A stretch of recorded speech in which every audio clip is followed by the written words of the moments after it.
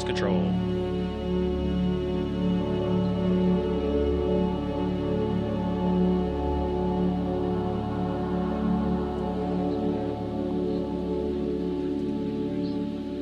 Roger. Turn 4. And auto heading in. Pushing at it. Roger. Pilot, we'll wait for your confirmation of thrust before releasing the ROV. Roger.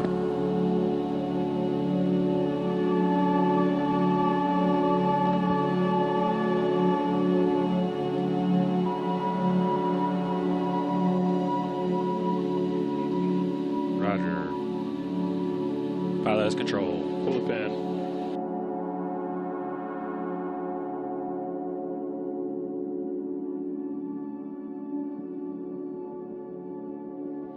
Just here we're zooming in. This is a little sea star. Sea stars are in the Echinodermata, so they're related to sea urchins, and they're related to sea cucumbers. And in the foreground there, we see what looks like a worm tube. Roger. Now we know from cold seep areas, particularly here in the Aleutians, that they're often dominated by communities of tubeworms, these polygonophoran tubeworms, which are chemosynthetic communities, and also by clams. And so far, you know, we've just landed here. We're just about to start our move up towards what we think is the seep area. But we're seeing lots of debris that could really indicate that there's a seep really close by to us here.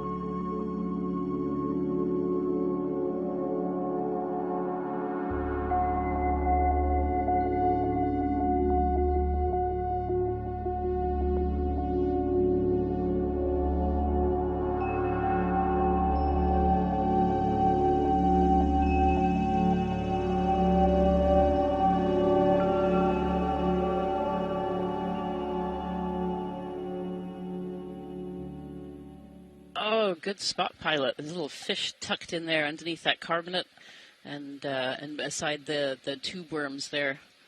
Oh, and some of these tubeworms are actually alive. I can see just beneath the back tail fin, there's a little piece of red sticking out of a tubeworm. I'm not quite sure what kind of fish this is. We have a couple of fish researchers that are in the chat room, so I'm hoping they will help me.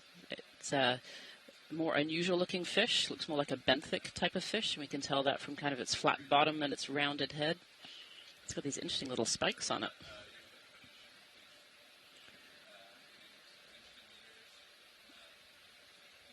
It kind of tucked itself underneath this carbonate area here. And on the carbonate there, I can see they're either little sponges or little tunicates, those little white round balls. But within this big tangle of tubeworms here, these are actually I can see quite a few that are alive. You can just see kind of the red plume sticking out of the top. Kind of this white area in the front. So a lot of these tubeworms are actually still living.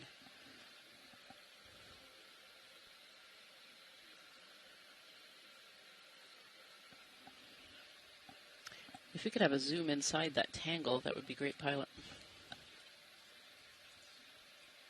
Yeah, there you can just see the little plume sticking out of the top of the tube worm. So these tube worms, these worms create a specialized tube and then live inside.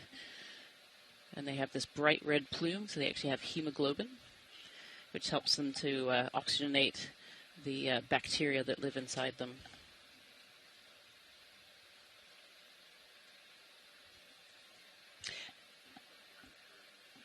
And I fully admitted at the beginning of this dive, this was, of course, my first dive on a cold seep, but I feel like when I've seen pictures of these tube worms before, they're far more out of their tubes than what I'm seeing right here. Although they're there and alive, they don't seem very, very active right now.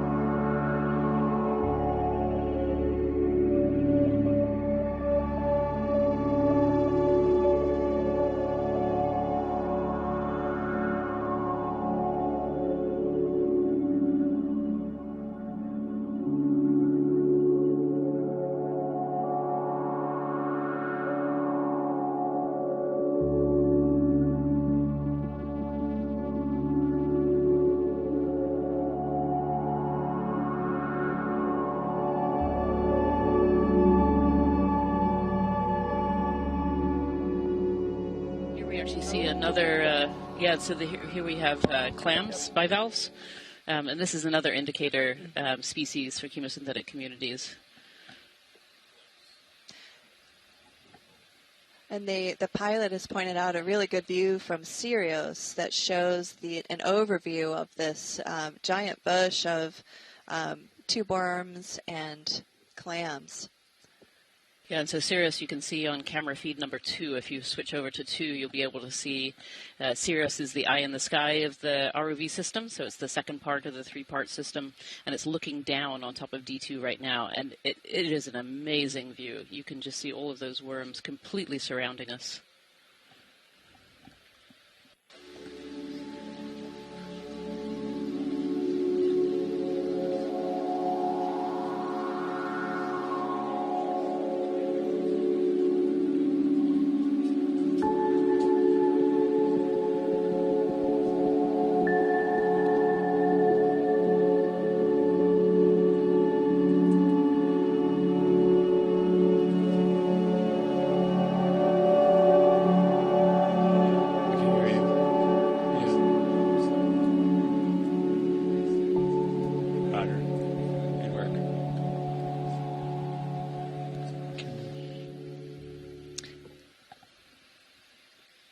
And for those of you looking at screen 2 at the overview of this big mass of tube worm colonies, D2 is about 7 feet wide for scale there. So this is a quite extensive mass of tube worms.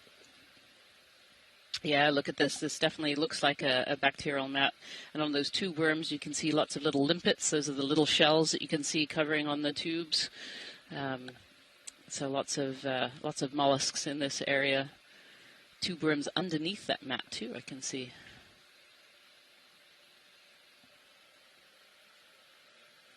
Oh, actually from the chat room we think that maybe that's a sponge covering it rather than a bacterial mat. It's very, very thick.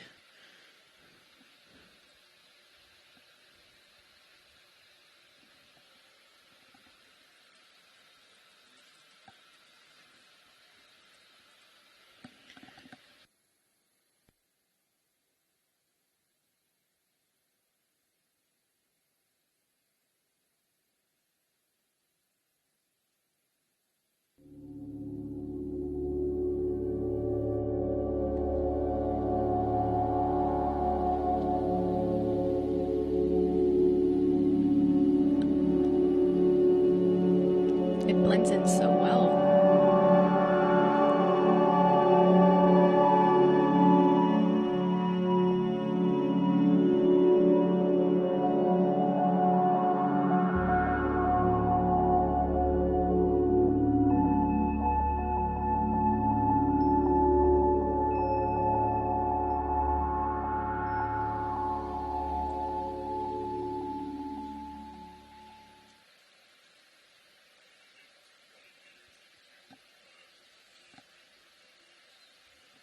So this is a mass of those tubeworms that we've been seeing throughout this dive. These are pogonophorine tubeworms.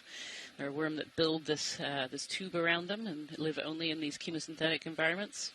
And what we're zooming on here, this is a basket star, otherwise known as a gorgonocephalus.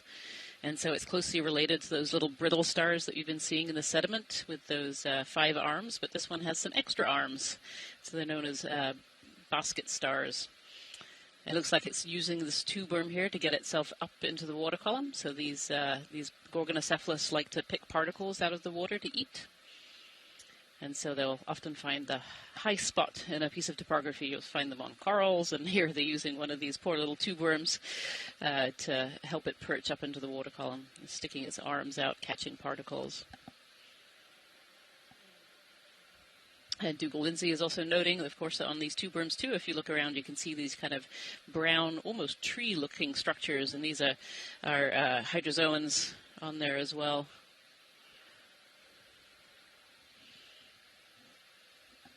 You can see the current running through the arms of the gorgonocephalus here.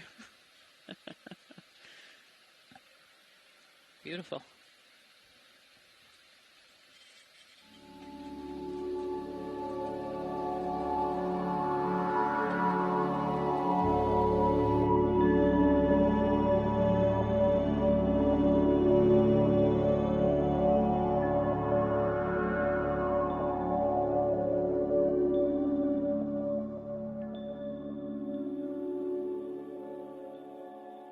Okay, so the lasers are 10 centimeters.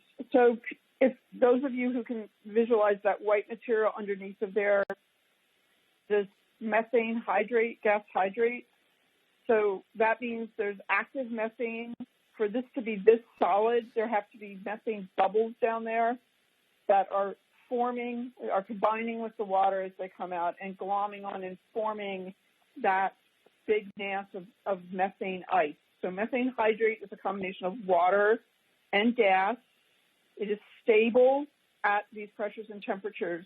But if it were exposed to the seawater, it would be breaking down because the seawater is so undersaturated in methane. And you can see here, it looks like ice. That's a wonderful shot. Thank you so much. That is beautiful. So this is being formed by the methane coming up from below. We often see it under overhang at these water depths because you have like a local environment that's super saturated in methane, and therefore you can form it and sustain it. So most methane hydrate is very disseminated in sediments. Here we have a big solid block of it, and that's because this is probably sitting right over a gas emission point. I know we may be a little bit disappointed not to see bubbles, but the fact that we're seeing the hydrate here means and it's in this form, means there is free gas, there is vapor phase gas bubbles down there that would be forming this hydrate as it comes out. So another thing that Bob Carney and I've been going back and forth a little bit about, and I didn't want to bring it up until we actually either saw bubbles or hydrate, is that this environment we're in is very sulfidic, and that's what's sustaining probably both the tubeworms and the clams. They like sulfide, not necessarily as much the methane as the sulfide, which is a byproduct of the microbial processing of the methane. And so in this kind of environment, you can, in fact, have hydrate right below, and it's sort of slowly breaking down. And that can, with the microbial processes that are happening, say in that thin veneer right on top, that could be providing the sulfide that sustains it. In an area like this, it is very likely that there is hydrate right under the seafloor in a lot of places, just because of the water depths we're at and the fact that there's clearly a lot of methane here. Yeah, we have a bit of confirmation in the chat room that maybe there are a couple of different kinds of tube worm here. Oh. Some of the bubbles and biomat off. And there we are. Okay, perfect. That's what we wanted to see. So we got the episodic kind of feature of the venting. I also want to point out, you notice the bubbles are wobbling in the water column, and they're not exactly spherical. That's because as soon as they're emitted, they get covered with gas hydrate, and also with these pressures, the bubbles are not necessarily spherical. Thanks. I'm sorry to interrupt you, Rhiannon. Those bubbles interrupted me, not you, Carolyn. Yeah, they're great. There are a lot of people jumping up and down in the in the room here. And our video team captured that whole event of those bubbles coming out. Took some excellent snapshots of that.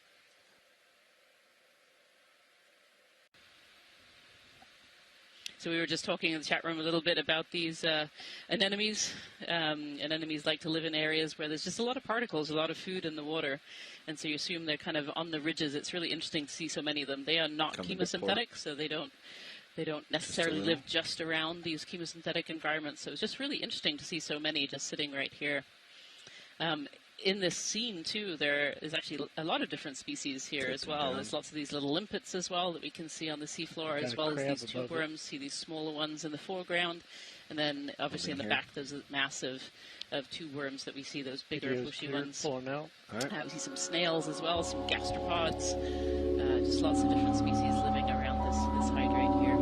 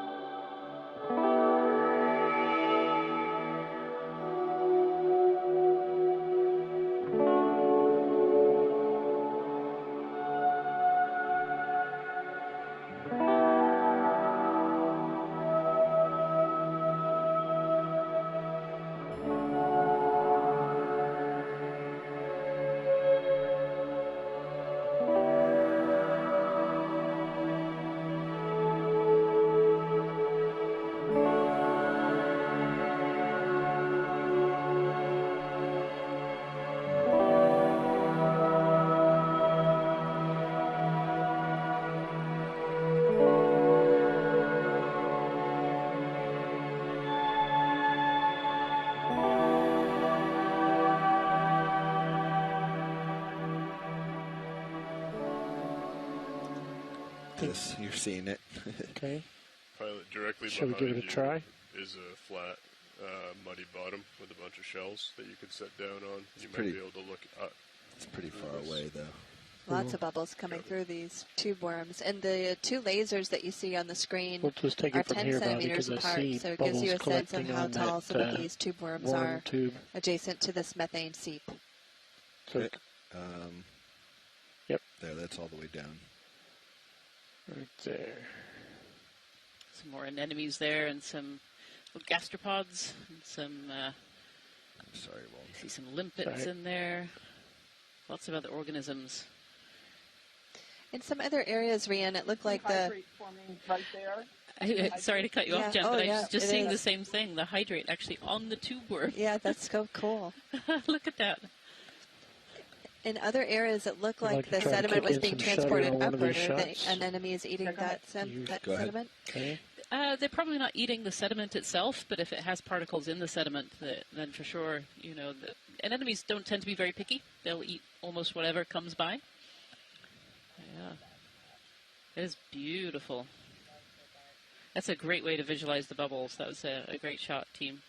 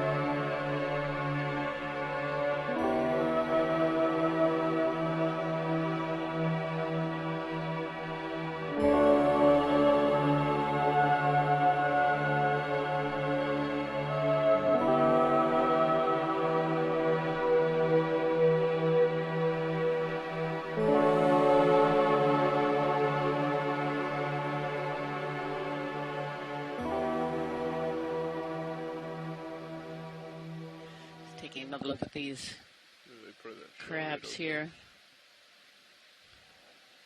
feeding on something. There's a crab eating some particle it's picking out. We can assume it's either these clams or mussel shells. That one has either died or has been pried open.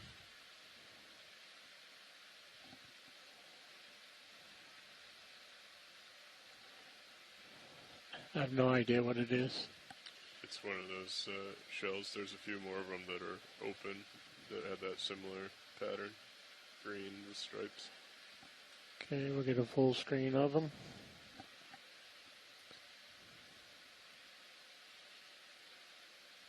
This little feeding frenzy of what I assume is juvenile red crab, lithodid crabs. Okay, video's clear. All right, let's move on. Thank you, pilot. Keep searching for bubbles.